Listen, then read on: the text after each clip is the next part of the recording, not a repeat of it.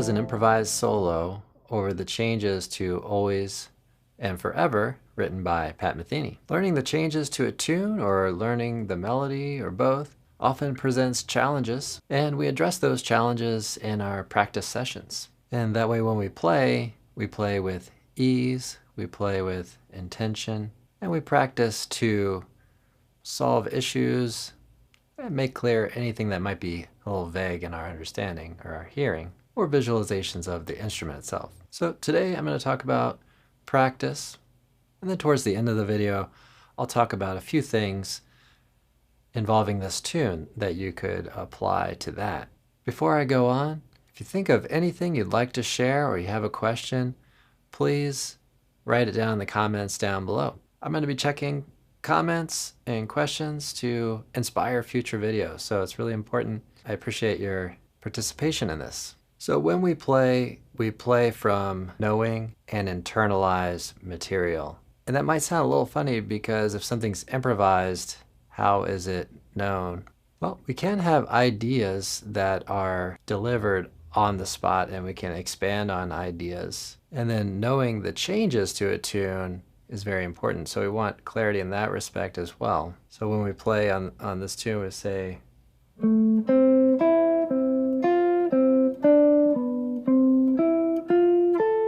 I'm playing arpeggios there based on the awareness of the chord progression. So we want to be able to clearly outline the changes if we need to. We need our ideas, our melodic ideas, to be compatible with the harmony and the progression. And we want our tone to be nice and clear, although we can work in slides and slurs and ghost tones as well. But it really comes down to control. Can we control the direction of our line? Can we control the tone that we're producing? Come up with a good sound? Have awareness of the harmonic changes underneath us, have awareness of the beats and the subdivisions. So practice, we want to set out to improve those elements.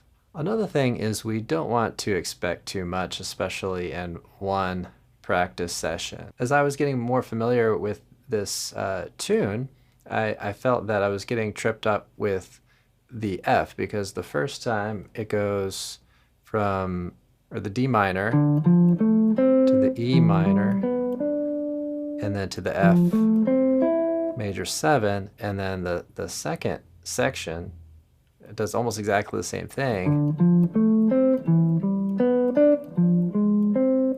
but it goes to F minor 7. We have to be careful about being lulled into patterns and that kind of thing. So that would be an area, if you find you go through and you play it, maybe with iReal Pro or Band in a Box or something, if you're getting tripped up there, go and address that particular part of it so that you can reliably play the right chord or imply the right chord there, as an example. So the expectations on that, you might not get that the first session, you might not get that the first day, it could be a couple days, it all depends. But any part of the tune that's a little bit difficult may take some time to gain clarity on that part. So our goal in playing is to have an intention to play an idea and to be able to execute on that idea. So anything that feels difficult to do, to practice to make it easier to do. If we have trouble going from E minor 7 to F minor 7, we just practice that.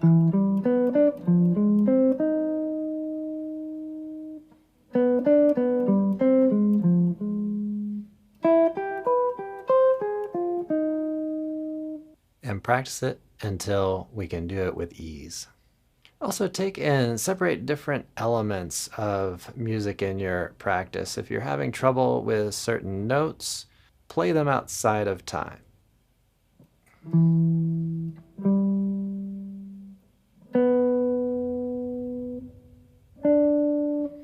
Focus on getting nice, reliable tones, maybe identifying the note names, and then isolate rhythm. You can play a rhythm on just one note.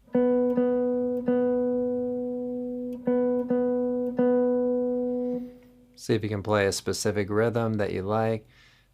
And then maybe see if you can put those two together once you feel secure that you can do them on their own.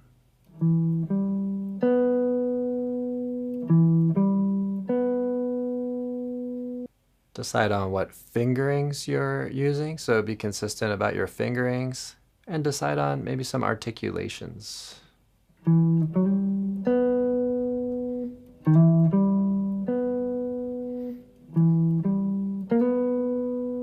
So in that example, I slid into various notes in that E minor arpeggio. Like I said before, you may have to work at something outside of time to get a hold of the notes, at least for a period of time. Once you feel pretty secure about the notes, you still want to set pretty slow time, but see if you can put it into a steady beat. Focus on accuracy over speed. You really can't force speed or fast tempos. Most of that's going to come from good technique and relaxed hands. Basically, all practice should involve an active ear and elements of ear training. So sing lines internally and always remind yourself of harmony. So let's say we have this part of the tune which goes A minor to A flat. We want to hear that and then maybe play a line over it.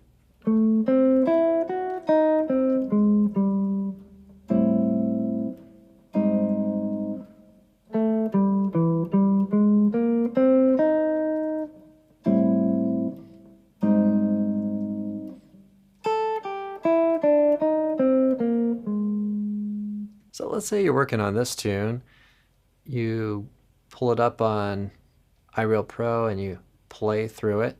Keep an eye out for any mistakes or anything that's unintentional that doesn't sound good. And that's going to tell you that you need to work on that passage, right? So for example, the A minor to the A flat is going to be a tough part.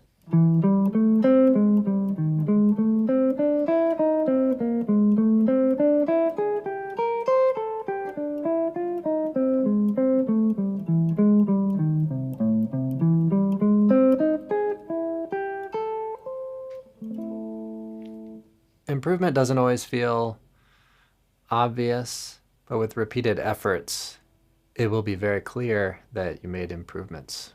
So focus on fairly short sessions, focus sessions. Anywhere from 15 minutes to 45 minutes is really enough for a single session. Take a break and let it kind of sink in. So again, don't play too fast before you're ready on something. Don't practice mistakes. And record yourself often so you don't miss anything. Even a voice memo on a phone is fine. Work towards mastery of small amounts of material. Don't practice patterns and shapes without musical context. Harmony is very important. You really need to connect everything you do melodically with harmony and then connect it also with rhythm and time feel. If a passage is hard to play and you're struggling with it, don't avoid it. Practice it. Slow it down. Maybe take it out of time. Get the notes. Play it slow and accurate. Be patient with it. It will happen. It's much better to play something really well in 2 weeks' time than it is to sort of get through something after a day or two and then spend years playing it somewhat okay. So those are my tips there. I'll go over some basic things that you want to know on this tune.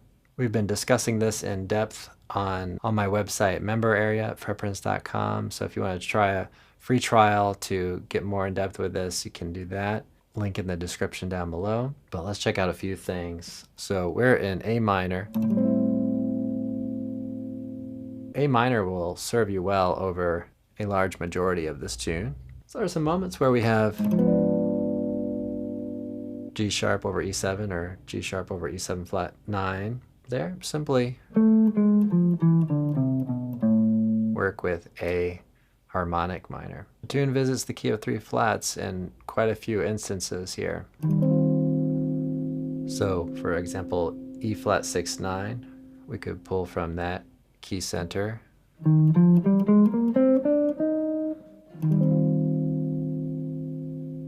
on D9, you can pull from the key of 1 sharp, secondary dominant. Like I said, the second 8 bars goes to F minor, B flat, 7, and E flat.